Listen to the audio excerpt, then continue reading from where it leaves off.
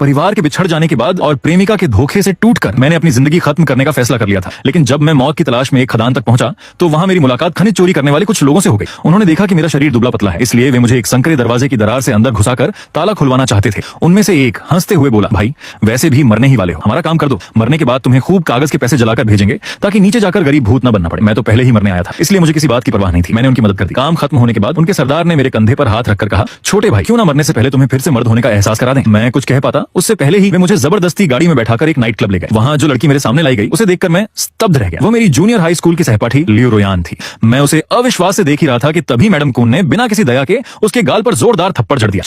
क्या बेवकूफ बन रही है तू, अब ये तेरा आदमी है, इसकी अच्छी तरह सेवा कर, नहीं तो जिंदगी भर इस जगह से बाहर नहीं निकल पाएगी। उस थप्पड़ ने लियो रोयान को जैसे पत्थर बना दिया। लेकिन उसी पल मेरे दिल के अंदर भी कुछ जोर से हिल गया। मेरे लिए ये किसी झटके से कम नहीं था। एक समय स्कूल की सबसे घमंडी और खूबसूरत लड़की आज पैसों के सामने इतनी बेबस थी कि उसकी इज्जत को यूं पैरों तले रौंदा जा रहा था। लियो रोयान शायद बहुत पहले ही अपनी शर्म, अपना अभिमान और अपने सारे सपने खो चुकी थी। उसने अपने भीतर की घुटन को दबाते हुए मेरा हाथ थाम लिया। उसकी उंगलियां मेरी उंगलियों में कस गईं। फिर वो मुझे लेकर उस कमरे से बाहर निकल गई। मैं चुपचाप उसके पीछे पीछे चलने लगा। हम एक लंबे गलियारे से गुजर रहे थे। वह गलियारा मुझे मानो वैतरणी पुल जैसा लग रहा था, जैसे इसे पार करते ही मेरी जिंदगी किसी नए जन्म में प्रवेश कर जाएगी। उसके हाथ से आती गर्माहट इतनी तीव्र थी कि जैसे कोई तपता हुआ लोहे का गोला मेरे दिल में गिर गया हो। मेरे भीतर वर्षों से दबे हुए सारे भाव एक एक करके पिघलने लगे। मेरी इच्छाएं मेरी हीन भावना की जंजीरों को तोड़ती हुई बाहर आने लगी। और पहली बार मैंने हिम्मत करके उसे इतने करीब से देखा। उसके चेहरे पर निराशा थी, उसकी आंखों में बुझी हुई राख जैसी वीरानी थी, लेकिन उस वीरानी के भीतर एक अजीब सा संकल्प भी था।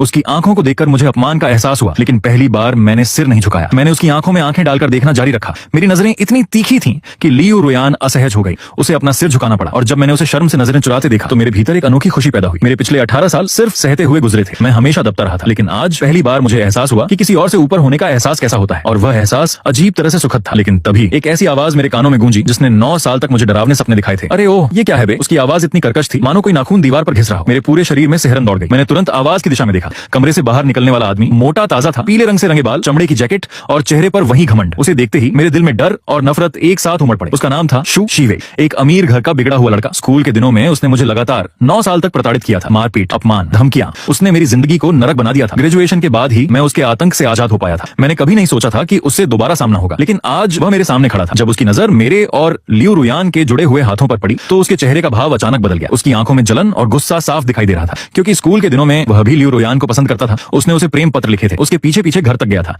लेकिन हर बार उसे ठुकरा दिया गया। यहाँ तक कि एक बार तो लियो रोयान के पिता ने उसे बुरी तरह डांटकर भगा दिया था। वह कभी उसे हासिल नहीं कर पाया और आज उसी लड़की का हाथ मेरे हाथ में देखकर उसका अहंकार चकनाचूर हो गया। अचानक छटाक उसने मेरा हाथ झटक दिया और फिर जैसा वह पिछले 9 सालों से करता आया था, उसने बिना चेतावनी के मुझे जोरदार लात मारी। मैं जमीन पर गिर पड़ा। उसने मेरी तरफ उंगली दिखाते हुए घृणा से कहा, तेरी औकात क्या है? तू भी यहाँ मौज करने आया है? तुझे देखकर तो मेरी ही इज्जत कम हो रही है, समझा? इतना कहकर शू शीवे ने तिरस्कार से अपना हाथ झटका और मेरी ओर घूर